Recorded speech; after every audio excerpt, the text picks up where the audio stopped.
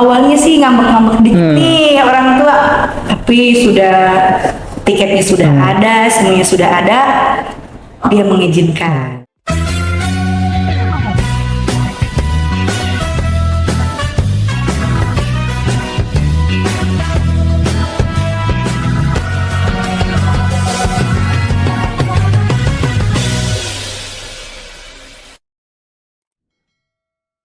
Halo Sobat Mutiara, kembali lagi dengan saya Xmin Manjaya di podcast Sosial Indonesia Podcast Cerdas Karakter. Hari ini kita akan ngulik-ngulik asik bersama dengan mahasiswa PM4. Di sini kita bersama dengan Kak Celi. Nah, di sini akan Celi berbagi mungkin berbagai informasi akan disampaikan ke teman-teman. Mana sih awalnya Kak Celi ini bisa ikut PM4 di Universitas Harimutara Indonesia. Nah, mungkin Sobat Mutiara pada bingung dan mungkin bertanya-tanya siapa sih Kak Celi ini dan dari universitas mana? Boleh Kak, silakan perkenalkan diri. Dengan saya berkenalan diri menggunakan bahasa daerah saya.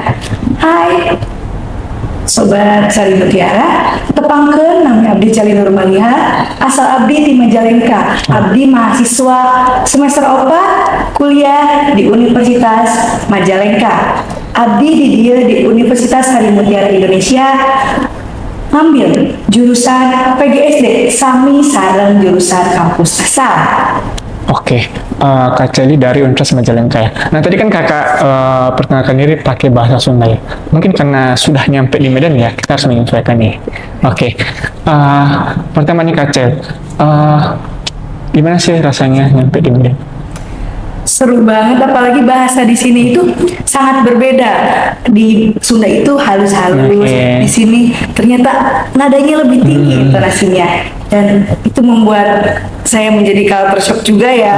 Apalagi pas misalkan beli, ada apa Kak? Dia bilangnya gitu. Kalau saya kan halus. Oke. Berarti kultusnya karena berbeda, misalnya di Sunda itu halus, yang di mana mungkin agak keras lah ya. Oke, teman-teman di sini akan kita mulai asik nih bersama Kak Celi.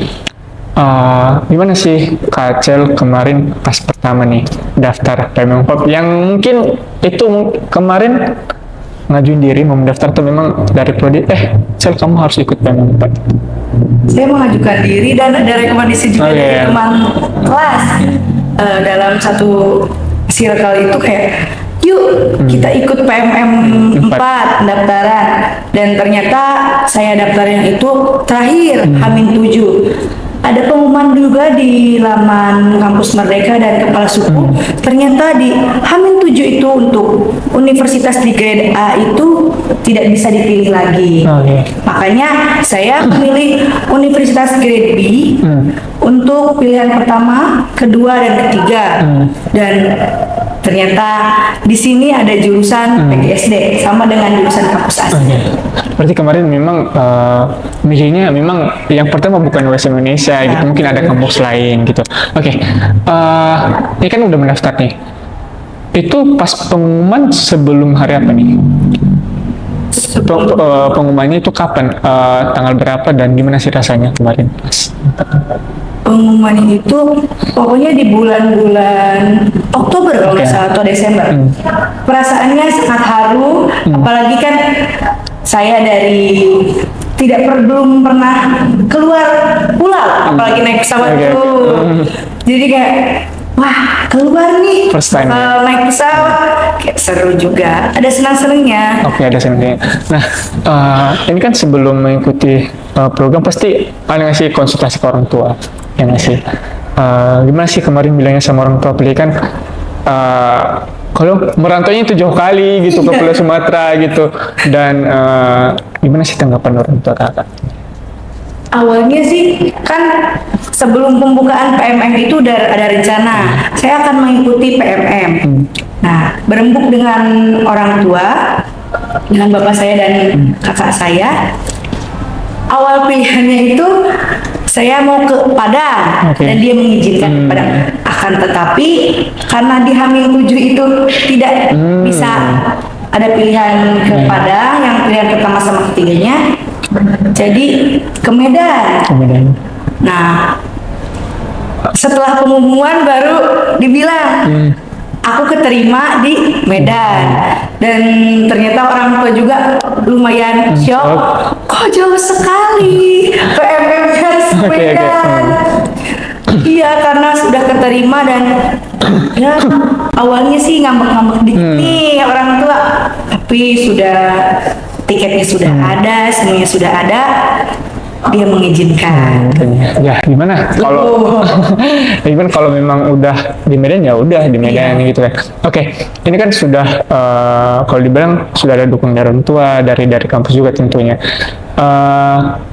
Ini kan kalau dibilang udah tadi kan udah ada tiket dan tinggal mau berangkat nih. Itu kemarin berangkatnya bulan 3 ya, Kak? Bulan 3 ya. Oke. Itu kan bilang lah sebelum berangkat ke Medan pasti ketemu dengan teman-teman yang dari Jawa Barat juga kan yang mau ke Medan. Iya, dari kampus. Nah, gimana sih bilang kita mau ke Medan, yang gimana sih ceritanya kemarin?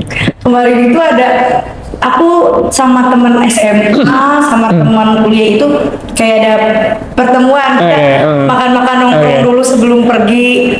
Seminggu itu nongkrong dulu, terus aku mau pergi loh kemudian terus kayak ada tangis biasa sama teman-teman, terus sama teman kuliah aku juga bikin kayak ucapan say goodbye pakai snack, biasa dikasih stiker juga untuk teman-teman kelas, siapa tahu kan kelupaan nih ternyata satu mahasiswa saya tidak ada di kelas. Oke. Berarti cuma kakak aja nih yang keluar di satu kelas? Ada di kelas itu ada 2 orang.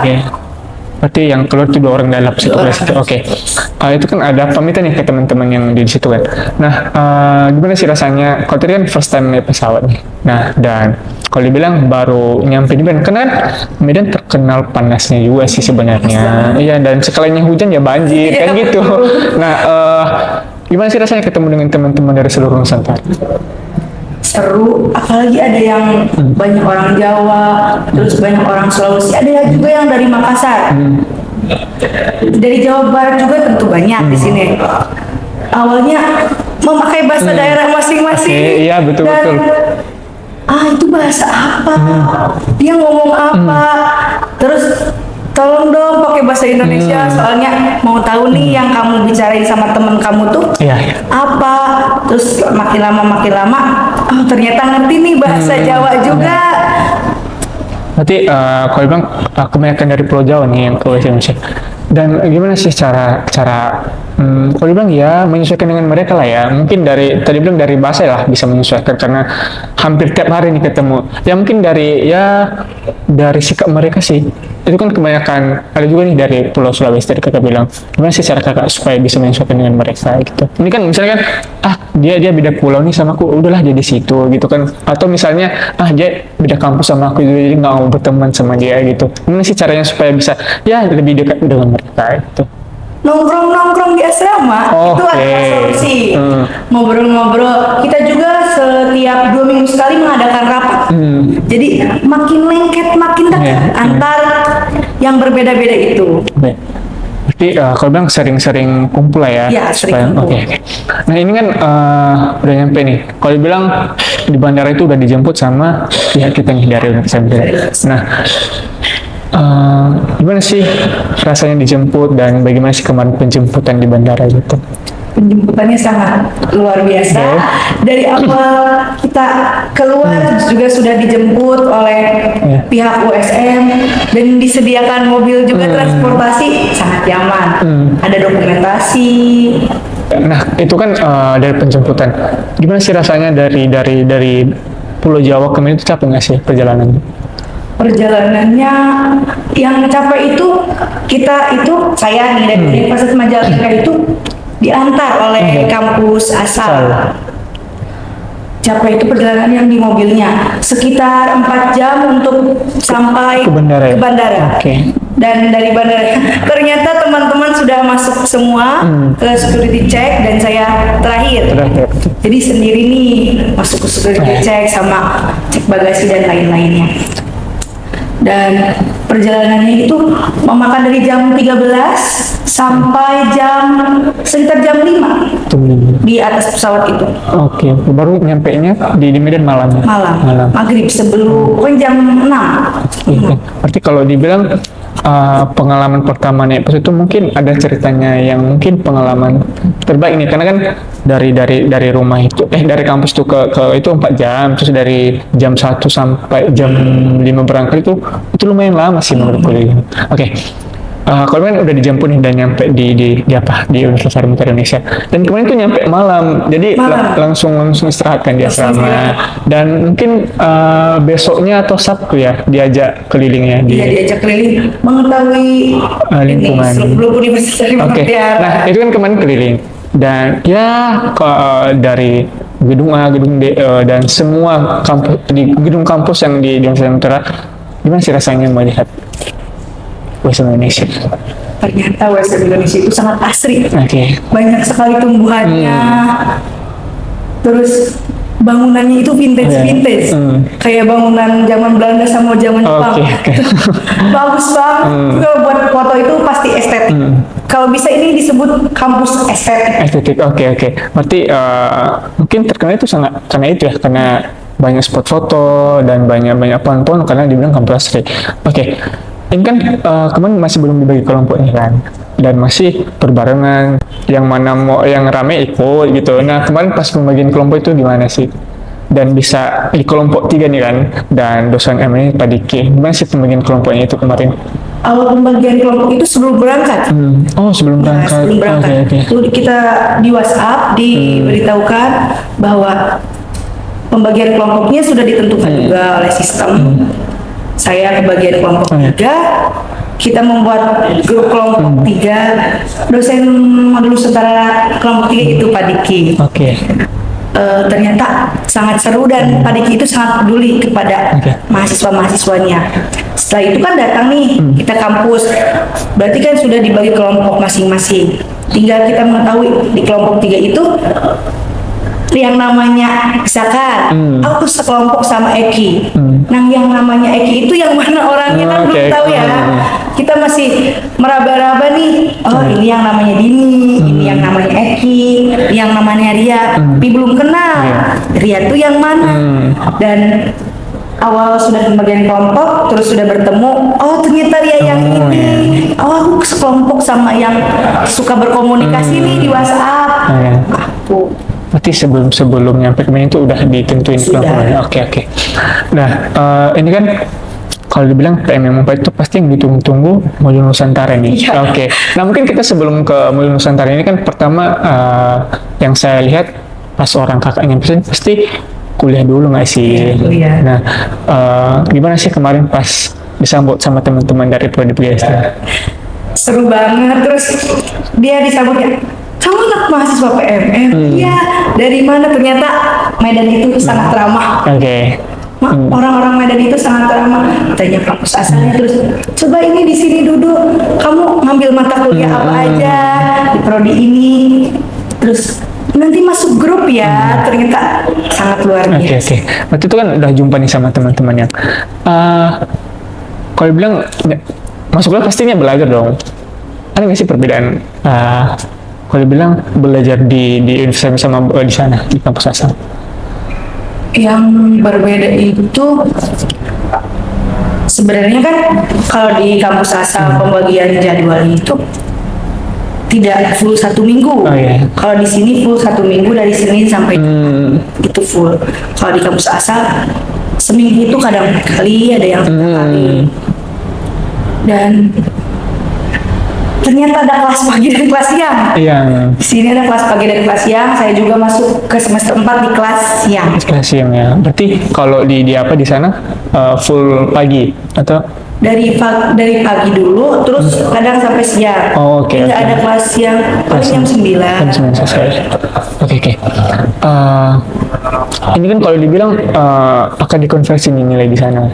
Gimana sih nanti ceritanya misalnya udah selesai di sini sama yang di kampus asal itu gimana sih konversi nilainya? Konversi nilai itu awal dari kampus asal dulu ada perjanjian nih.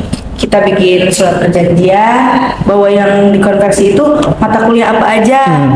Konversi. Ternyata ada yang tidak bisa dikonversi karena satu dan lain hal.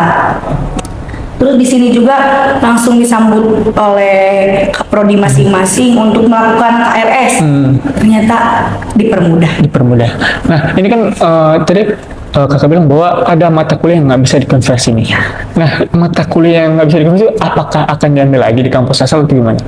Ya, mata kuliah yang tidak bisa dikonversi itu saya akan ambil lagi di kampus asal pada semester genap. Semester genap berarti mengulang lagi di semester depan. Oh, oke. Kira tadi ya udah kalau memang nggak bisa dikonversi, ya udah nilainya tetap ada gitu, betul nggak ya? Oke.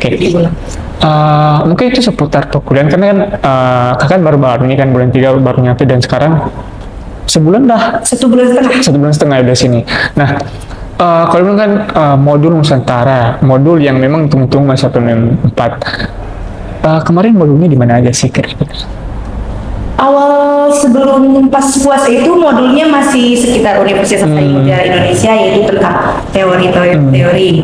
Dan kemarin nih modul Nusantara ke-6 kita pergi keluar. Yang pertama itu ada ke kuil, ada ke vihara, dan yang terakhir itu ada ke Masjid Raya Medan. Itu sangat seru sekali dan tempatnya luas, kita diajak jalan-jalan. Dan disediakan juga pemandu. Oke, pemandu ya. Oke. Kemarin kan orang kakak sering melulu Nusantara itu di kelas nih, dan mungkin di-share beberapa teori nih sama dosen melulu Nusantaranya. Itu kemarin belajar apa aja sih, seputar apa? Ada seputar budaya-budaya Batak, kita dikenalkan tentang baju adat, lagu adat, dan terus ada materi tentang plagiarisme, terus ada materi tentang satu dan lain hal. Oke, berarti kalau bilang bukan hanya 1 dan 2 teori saja, mungkin banyak gitu kan.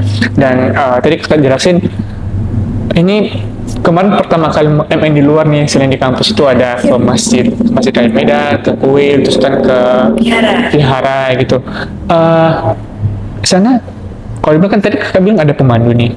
Di sana mereka tuh cuman ini viharanya loh, ini cuman kuilnya loh, ini masjidnya. Apakah di sana juga dijelaskan misalnya kan sejarah dari Masjid Raya itu gini, sejarah kuil itu gini, ada nggak sih kemarin? Ada dijelasin vihara itu apa, ada pemandunya juga.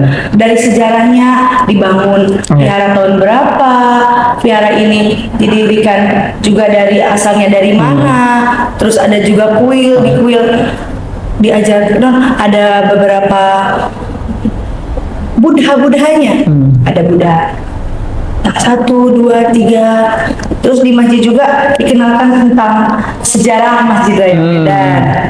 Kan di Masjid Raya Medan juga ada yang kita kok asing, ada 2 tempat buat khotbah.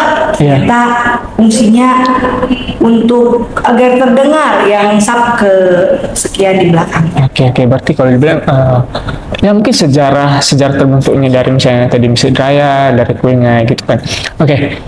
Ini kan dari berbagai modul Nusantara yang orang kakak ikuti nih. Ada nggak sih pelaporan gitu, misalnya entah pelaporan ke dosen MN atau pelaporan ke ya mungkin di laman PMM itu ada nggak sih? Di laman PMM juga terdapat pelaporan itu logbook per minggu. Jadi setiap selesai kita melaksanakan modul Nusantara, kita ada laporan berupa tulisan, dokumentasi kepada laman PMM. Oke, berarti kalau bilang setiap apa yang kita lakukan, misalnya setiap Sabtu itu pasti ada pelaporan itu logbook gitu. Oke. Mungkin kita beralih. Ini kan PMM sudah selesai ini, gitu. Nah, kakak ini kan kegiatan di luar kampus ya. Kakak termasuk masuk aktif atau gimana sih? Kok bisa ikut PMM 4? Sebenarnya saya di kampus asal itu mahasiswa kupu-kupu. Saya tidak aktif dalam organisasi ataupun UKM di kampus asal. Tapi saya ingin keluar dari zona nyaman saya. Ternyata alhamdulillah diterima nih di PMM 4. Oke, berarti di kampus itu mahasiswa kupu-kupu. Mahasiswa kupu-kupu ya. Kuliah nongkrong pulang gitu. Oke. Ada nggak sih yang ngasih motivasi ke kakak? Kamu jangan gitu-gitu aja gitu.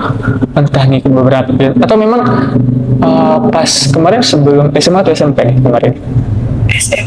SMA ya? SMA. Itu di SMA itu ngikut organisasi juga enggak? Di SMA itu aktif. Aktif.